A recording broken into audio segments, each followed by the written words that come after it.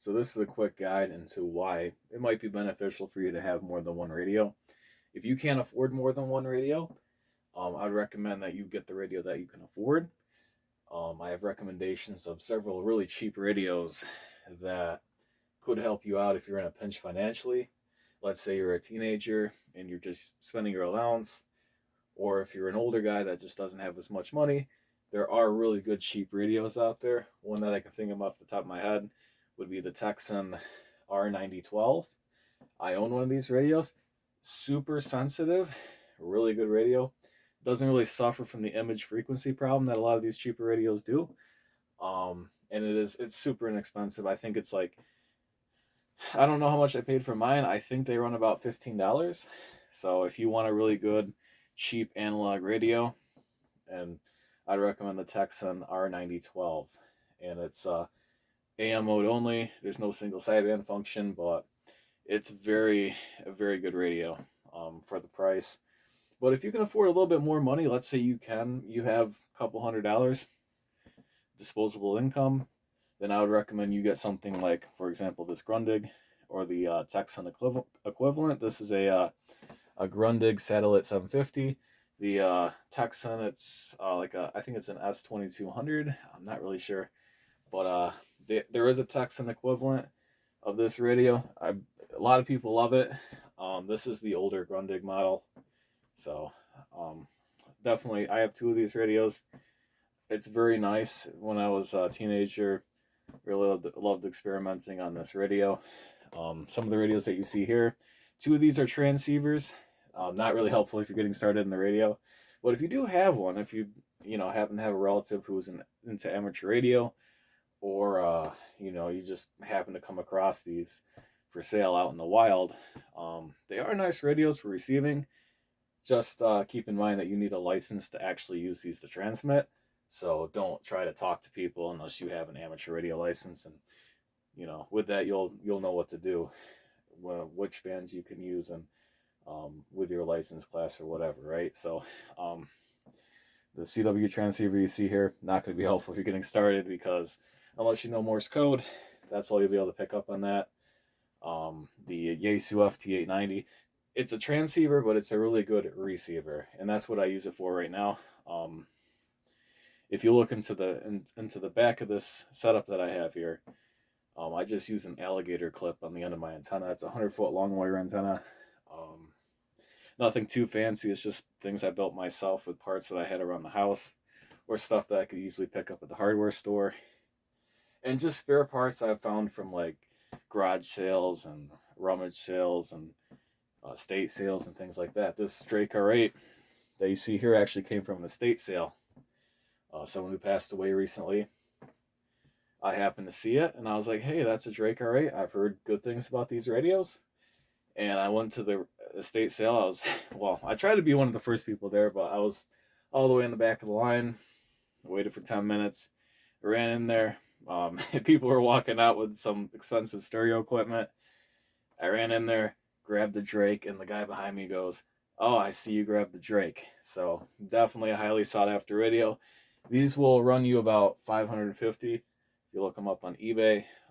The one of this one right here, it was $265. Came with the speaker, VHF converter. The only thing that's a bit messed up about it is the display. You can kind of like adjust your line of sight to kind of see the middle digit there, but it's missing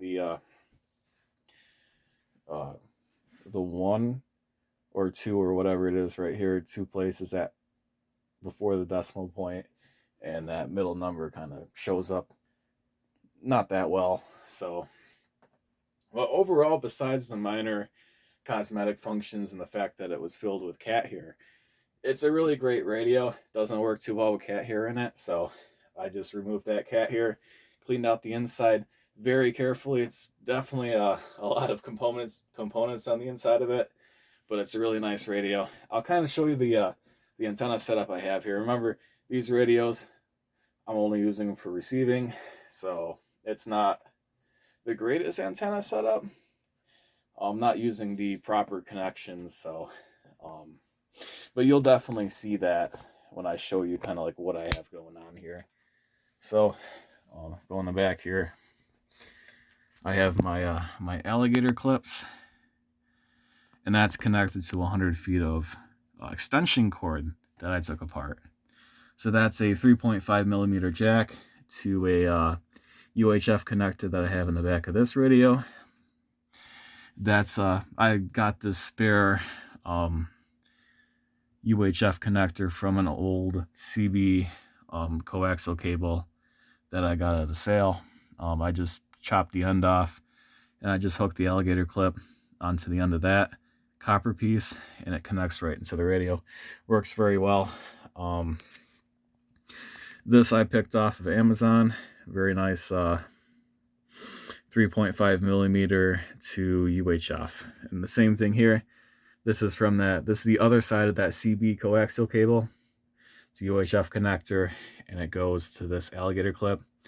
And I use that with different antennas. This antenna right here, this is just running to the kitchen, to the just along the wall. So it's nothing special about the cabinets, and it's a nice indoor antenna that I just had a spare piece of wire, and I used it for that. It's hooked to this Grundig. This Grundig's kind of a well, it's because the RTL SDR, it's subject to image frequencies, so I use this Grundig Satellite 750 to make sure that what I'm hearing is actually there and not just an image of some other frequency. And it's very convenient just to punch in the number if I don't have the Drake fired up. Actually, the power button doesn't work correctly on this, so I'm afraid to turn it off using that. I've been just turning it off using this surge protector that I have here.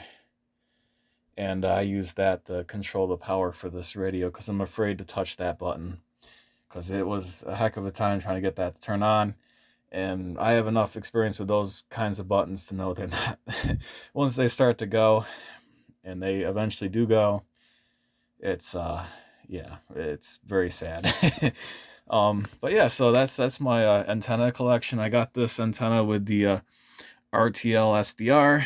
I hate it. It only works great for VHF and UHF. It's not that great with the HF bands, unless you're in the higher frequency range of HF.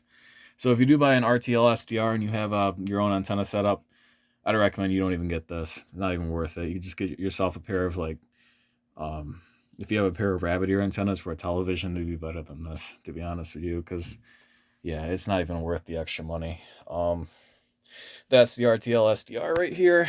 That's connected to a MLA -30 or MLA 30 plus antenna that I have running outside. Works great. I love it. I also connect this RTL SDR to this cable right here using an SMA connector to a 3.5 millimeter that I made myself, just out of spare parts and some solder. Connect to the long wire outside.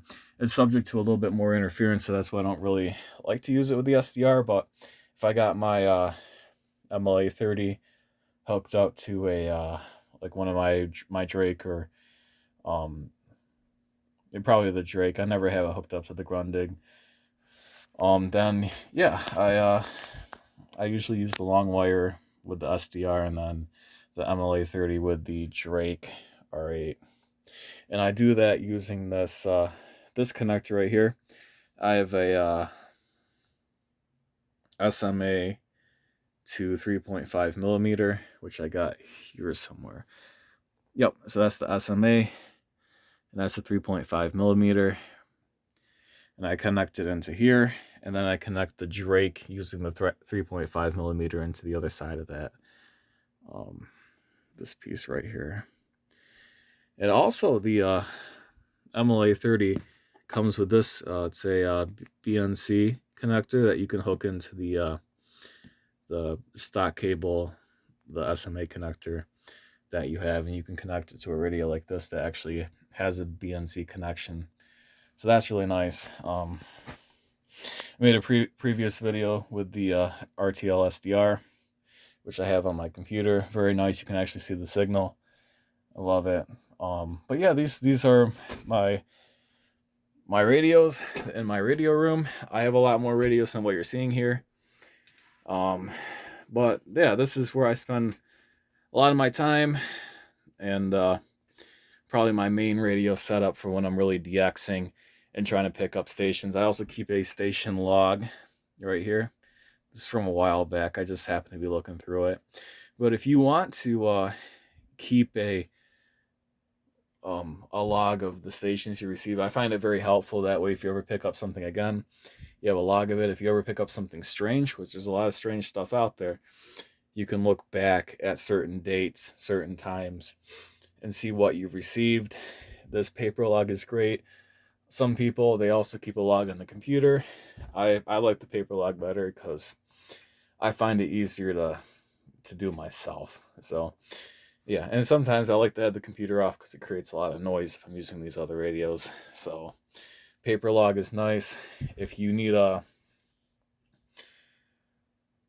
I'll do this in a separate video, but if you want to see like what stations are on certain frequencies or whatever, there are certain websites, certain books that you can get that will help you out in that. And certain applications that would be great for trying to figure out what's broadcasting at a certain time or what you might be hearing on a certain frequency. And I'll do that in a separate video. But yeah, this is the radio setup. A lot of this equipment is very expensive, but I was lucky enough to get a pretty good deal on a lot of this stuff over the years. The Drake is a new part of this collection. The other radios I've had for quite a while. The RTL SDR, that's relatively new as well. So, but yeah, a few of these other radios, I've had them for years. And yeah, I've got radios big and small. Very good, radios to very not so good radios. So, and hopefully I can show off some of those in the near future. But thanks for tuning in. And as always, if you have any questions or you want to see something, feel free to leave it in the comments.